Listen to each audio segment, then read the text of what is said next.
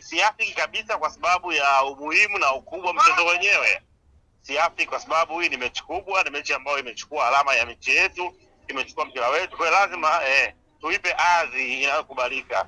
Naona ni mimi binafsi. Kwa hiyo nimeona kwamba ni kwenda kuidogosha na wakati mwingine kuipunguza thamani, kitu ambacho nafikiri inatakiwa kiangalie mara mbili. Ule uwanja sawa kwa maana ya pichi, lakini kwa ukubwa na hadhi ya huu mchezo hapana, hautoshi. Ndio maana ukuta hata nchi nyingine kama Uingereza kuna viwanja vingi sana, lakini fainali kama za FA nyingine kubwa wanapeleka Wembley. Kwa nini usipeleke viwanja vingine? Sababu ni uwanja ambao unaakisi ukubwa, lakini pia unaakisi kuweza kushinda ligi yao, ligi ya namna gani. Kwa hiyo licha ya uwepo wa waamuzi kutoka nje ya nchi, lakini dabi hiyo huenda kachafuliwa na uwanja. Yaani issue ya waamuzi ni hiyo, ni aspect moja ambayo inakwenda kutafuta ile haki, lakini issue ya kutangaza mchezo ni kitu kingine brother. Kitu kingine kabisa, kitu ambacho binafsi nafikiri inatakiwa waweze kuanza zaidi ya pale ambapo wameweza kuanza. Haileti afya na haituweki sehemu nzuri sana kwenye ile, ukizingatia kwamba tulianza kwa siku za karibuni tulianza kutengeneza mazingira mazuri sana. Utakuwa ni shahidi, huko nyuma watu walikuwa wengi wanakuja kutoka Kenya, Uganda na maeneo mengine mengi kuja kuangalia mchezo.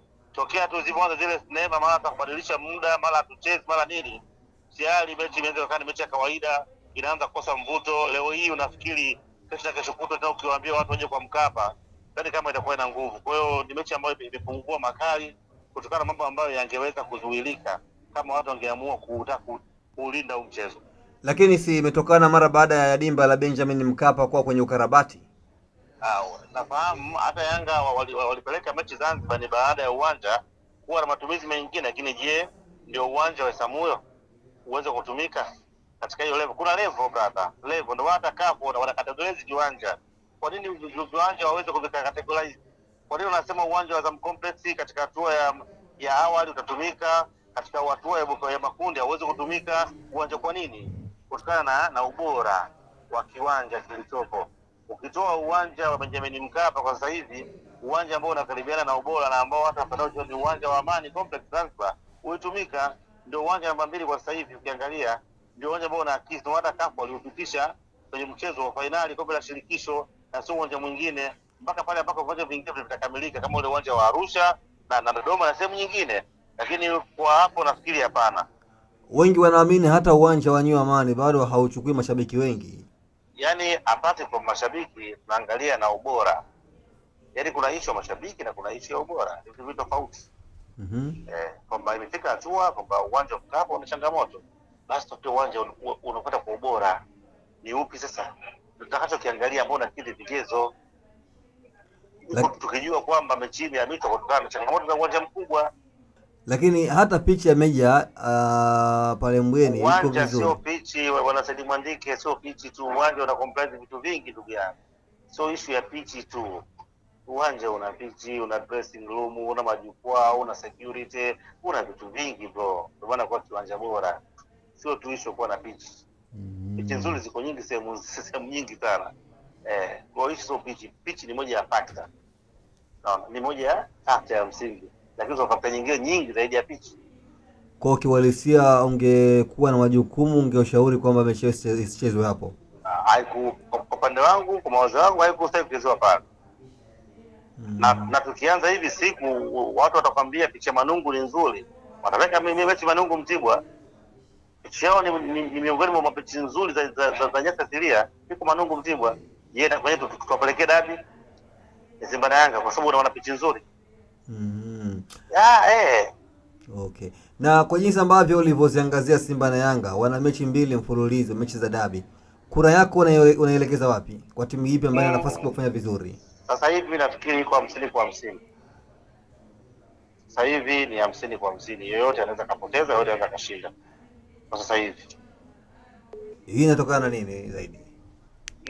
Mimi nikiangalia kuna vitu naviona ni kama intensity ya Simba imeongezeka, lakini kwa upande wa Yanga bado hawapo katika ubora ambao nilikuwa nimewazoea.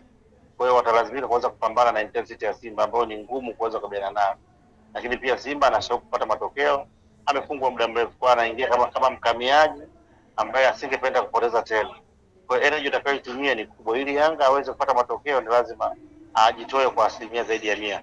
Nafikiri kutokana na mazingira tulionayo kwa sasa kwa upande wa waamuzi sio jambo la kushangaza, kwa sababu waamuzi wetu wameshindwa kuthibitisha ubora. Ndio maana unaweza kuona watu wamekosa nao imani. Sasa unapoona hivyo mpaka watu wanaamua kutafuta waamuzi wengine wa nje watumie gharama, maana kuna changamoto. Kwa hiyo ni indicator ya kwamba ligi yetu imekosa waamuzi wenye ubora wa hali ya juu, jambo ambalo sio jambo la kulifurahia. Ni jambo ambalo watu wakae waweze kuona namna bora ya kuweza kurekebisha, kwa sababu nchi kama hii kubwa, ligi namba 5 inafikia toka kama hiyo, hapana. Ni jambo ambalo tunatakiwa tufanyie kazi kwa baadaye. Lakini pili, inakwenda kuonyesha kwamba ni mchezo ambao umechukua taswira ya mpira wetu, mchezo ambao unaweza kwenda kutoa maamuzi ya ubingwa katika msimu. Ukiangalia kwamba utofauti wa alama ni alama 5, na kama Yanga atashinda maana yake atakuwa anatengeneza mazingira mazuri ya kuweza kutetea ubingwa wake, na Simba akishinda atakwenda kuongeza pressure, lakini pia kupunguza gap kwa Yanga ibaki pointi 2, kitu ambacho kitakwenda kuongeza mvuto. Kwa hiyo all ni kitu ambacho mechi ambayo ina umuhimu kwenye kila timu, huku Simba wakiamini kwamba imetosha kufungwa na Yanga na wanaofika hatua nao wanatakiwa waanze kushinda. Ndio maana kwa siku za karibuni umeona wamekuwa wakilalamika kwa mambo mengi sana kuhusiana na huo mchezo. Usisahau kusubscribe kwenye YouTube Mwandike Digital.